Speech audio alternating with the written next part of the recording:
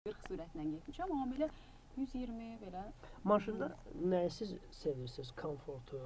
Maşında Yoxsa ümumiyyətlə komfortu da sevirəm, maşında gözəlliyi də sevirəm, nə bilim, hər şeyi. Gözəlliyi əsas. Bəli, bəli. Maşınınız var?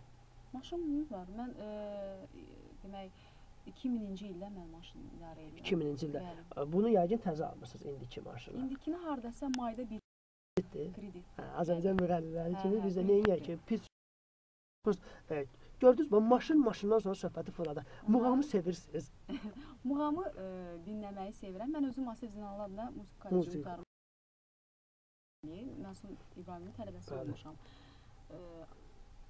Yəni ki, birisi necə, muğam çox gözəldir. Muğamı dinləməyi çox sevirəm. Yəni, bəzən elə hallar olur ki, yəni orada əlbəttə ki, muğam ifa etmək lazımdır. Ən çox hansı muğam sizə yaxın gəlir?